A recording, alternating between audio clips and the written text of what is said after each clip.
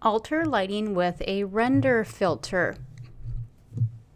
So the lighting effects, something that we can play with in our render filters. Let's take a look at those. Now remember, my layer is rasterized at this point, so when I go under filter and go to render and go to lighting effects,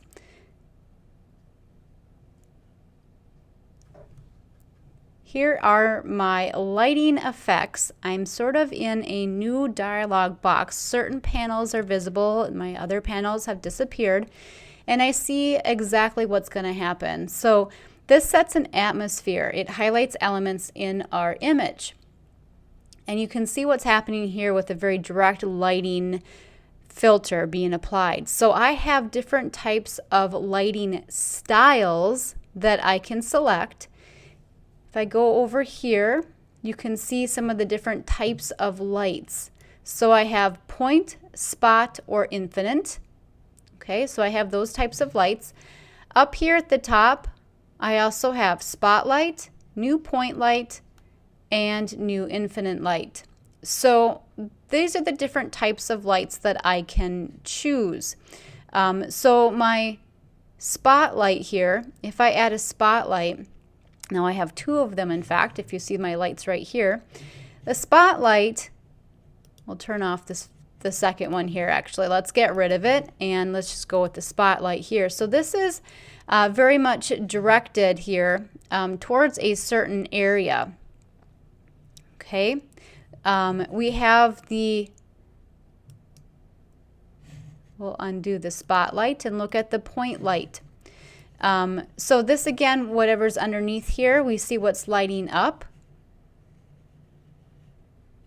Okay, and then let's do a new infinite light here. So the infinite light, again, all of these have controls for how we're going to, oops, I want my infinite light, how we're going to play with this. So this kind of is now, the infinite light is sort of like a overall lighting here. Where it sort of, washes the surface with this constant light source. Okay, you can see the effects there. Let's delete this. Point light, let's delete that. And spotlight, let's turn that one back on. So when we're at these different lights, we have definitely a way that we can intensify these. If I drag this, you can see the scale length. I'm increasing the area. So that's increasing the area of this sort of spotlight, which is directed, from a single point. All right. Over here, we have intensity. We have color. The intensity adjusts the overall brightness and darkness of the light.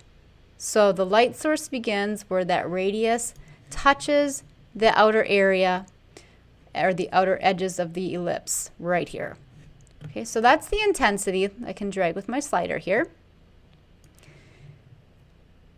Then we have different surrounding light conditions, you could say. So we have a gloss, and that's the amount of surface reflection. So if it's something that you want to appear very glossy with the surface reflection or not very glossy, and the flower is probably not the best example for this. Metallic, parts of the image that reflects the light source, so how metallic, so to speak, is your image and how not metallic it is. Less metallic will become more matte. And then the ambience is more of the balance between the light source and the overall light in the image. So if we wanted it to, lighten up everything, or if we wanted it to be absolutely dark and only those flowers are lit up. Okay, so that's the overall ambience, the light source and the overall light, kind of that balance. The texture here, we can include a texture from one of our channels. This is an RGB document, so I can take one of my channels and apply a texture just to that channel. And this, highlights how that changes. That's the green. Let's go to the red. Okay, you can see that some of that to the extreme of it looking absolutely crazy. So that's the effect that you can do on a channel. And if I'll go back to none, you'll see it back to normal here. So the types of lights that I can do, basically directional, omni, and spotlight, the intensity, the way that the conditions of the light works, are all parts of this lighting effect in the render filter.